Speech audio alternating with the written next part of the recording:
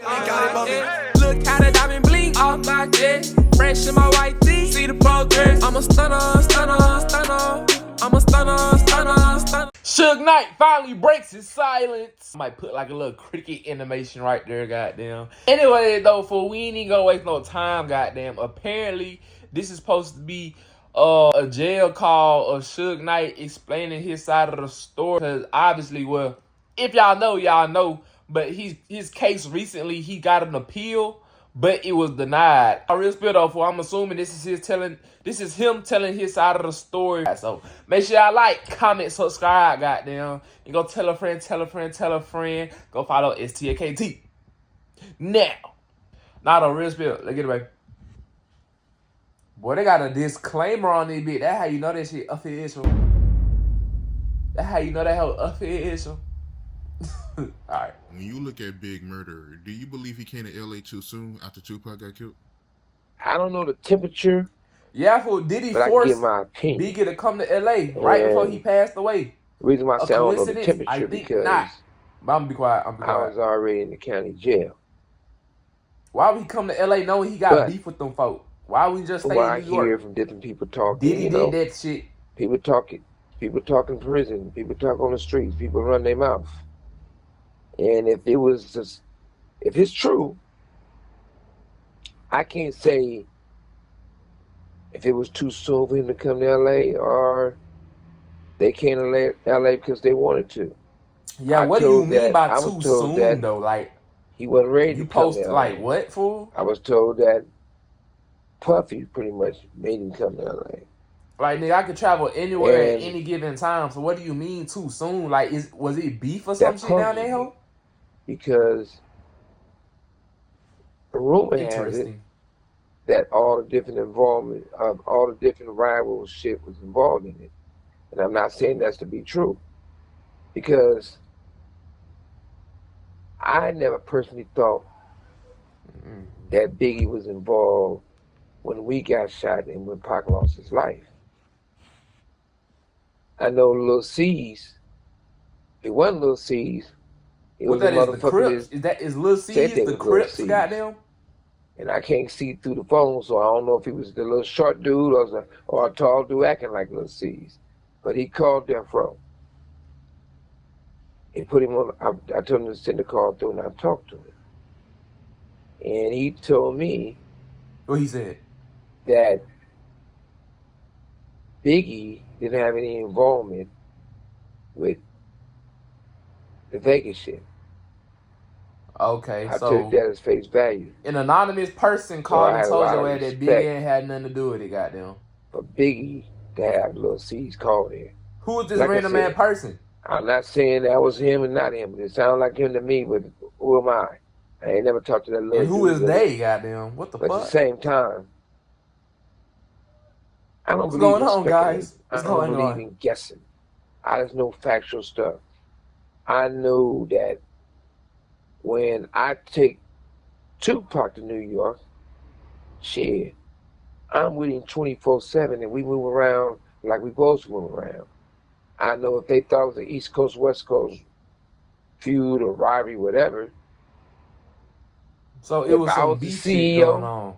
A bad boy, and if I was Puffy, I would be kicking myself in the ass every day because on my watch, I love Tupac.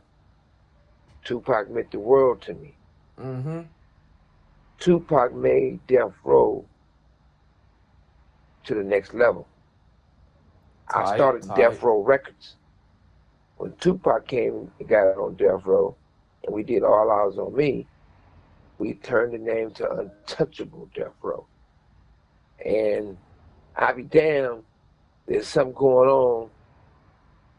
I'm not gonna be there to do my best to protect my artists, or my little brother, or my loved one. So did you do it or not? So when it happened at the MGM, normally Pac will be driving himself, and he got people in the car with him. Because something happened, it's on my watch. to do my best to protect him. That's how Tupac ended up in the car with me. That's how I got shot also.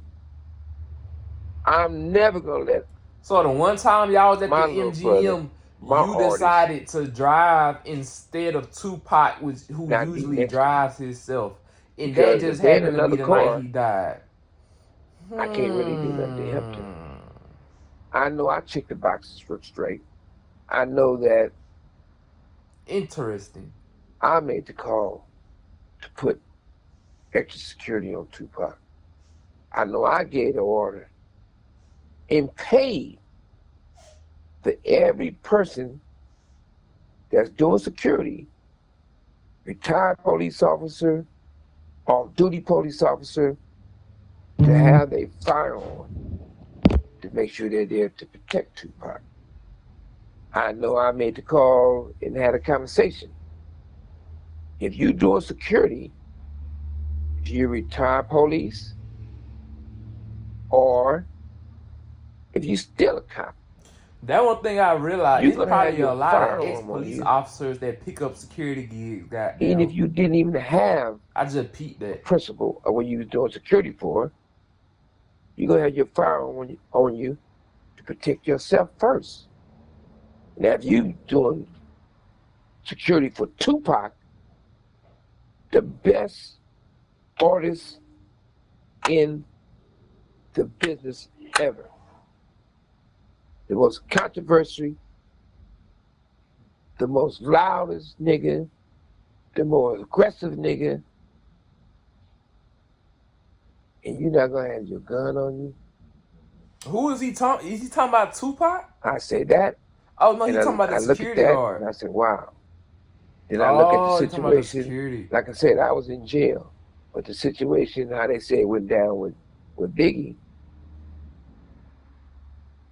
I feel bad for Puffy. He in that motherfucker cell, cold, hungry as a motherfucker, bored, probably nervous. But at the same time, unless he was totally against Biggie, I feel his pain. And I'm not saying he's against Biggie, but I think that according to the conversations and what people say and what people tell me, I was not there. I couldn't see what happened, but the fact that I feel bad for Puffy because this your man right there. How is he shot and you not shot? This your man right there.